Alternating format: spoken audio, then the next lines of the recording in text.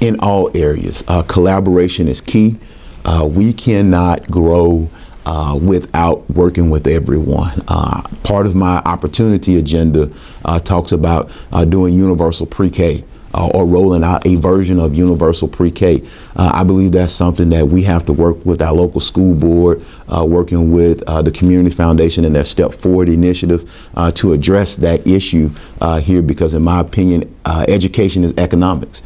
Individuals, when they come to town, they want to know, what is your education system like?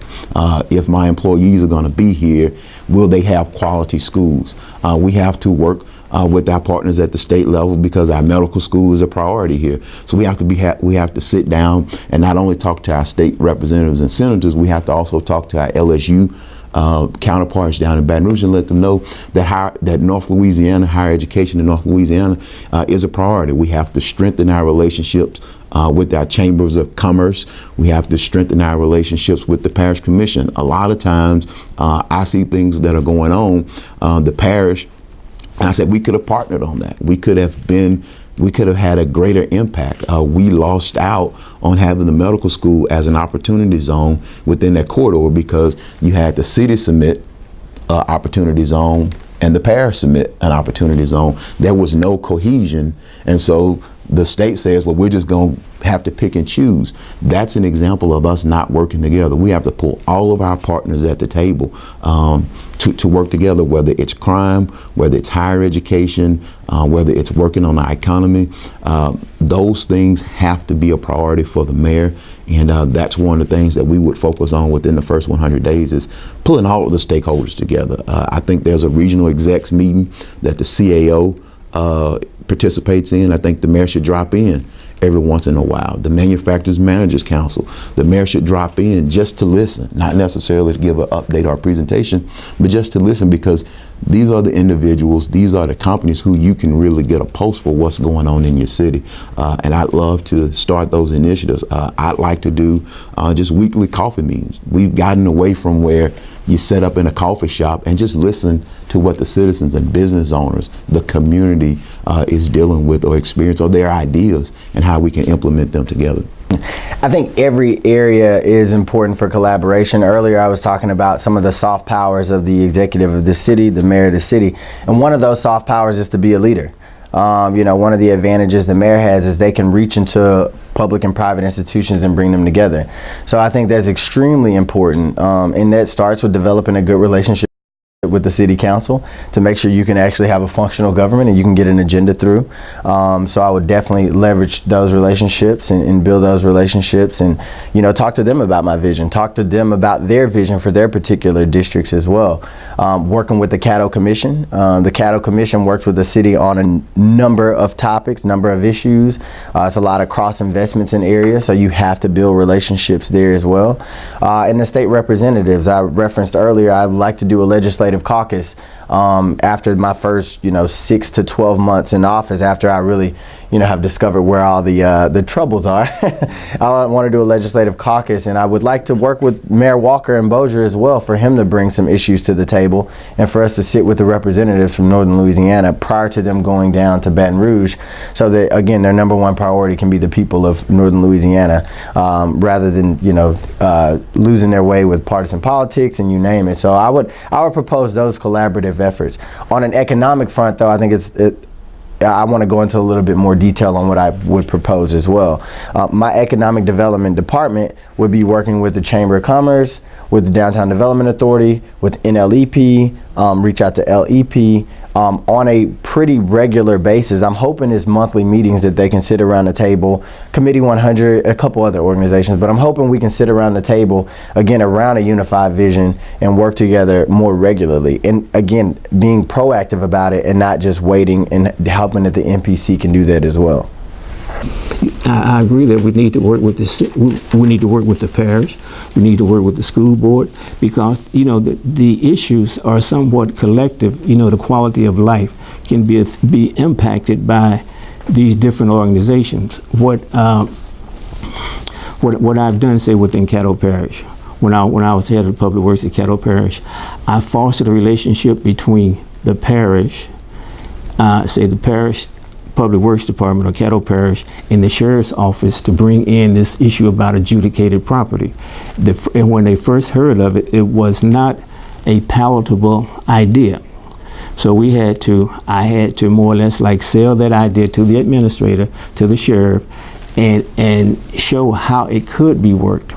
You know, initially people thought that it was a bad idea, but we kept on, and now it is not only being used in Caddo, it's also being used in other cities throughout Louisiana. Okay, and I also believe that people need to have the opportunity to go out and look for, you know, like say participate in conferences and things of this nature. Say ASCE, American Society of Civil Engineers. You can go within that group and get ideas. When you go to these conferences, they're not necessarily a wasted trip. You have to go with the intention of bringing something back positive. With the adjudicated property, what that has done, even though I went to a particular conference at NACO in Washington, D.C., that is also paying for all those trips that people have made in the past.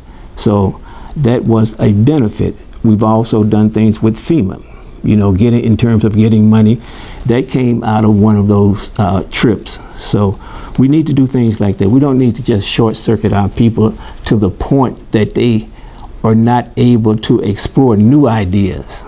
So. No, I love your questions. You guys have great questions. You know, first off, you know, I've in an attempt, and I've been pretty successful to speak to all of our councilmen and a lot of our commissioners. I try to go to the forums in which they're speaking because they're coming up for election as well. So I've got to know several of them. I want to know them. We have got to have an incredible, not just a bond, but we have to have a clear communication and an insight and a goal of where we're going as a city. You know, if you're not communicating that, you're not doing anything at all.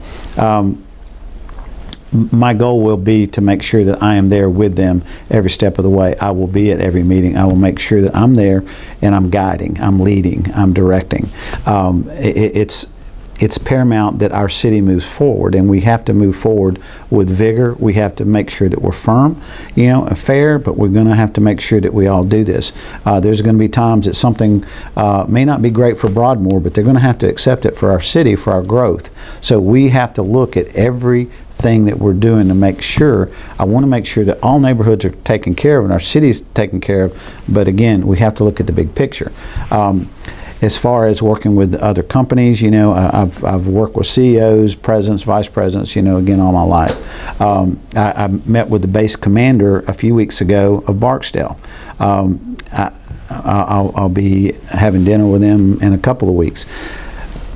My thing with him and what I spoke with him on is what is going on in Barksdale. How can I, as a mayor, get for you to help me to help our city?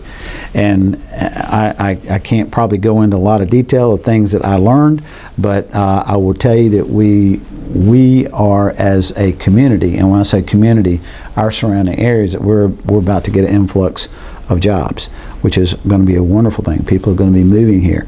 Well, what we've got to do is we can't sit over here on this side of the river, sit behind a desk and expect nothing to happen. We've got to go over there. We've got to be right there with them, have a good relationship with them. So when these people come in, I can have realtors, or I can have you know, my CAO. I can have all the people who are working. We need to be there to guide these people, lead them. So, hey, we've got great schools. This is what we've got. We've got great homes. We've got great possibilities. You know, you can go to Broadmoor in 3 minutes or less. You know, so we need to make sure that people understand Shreveport.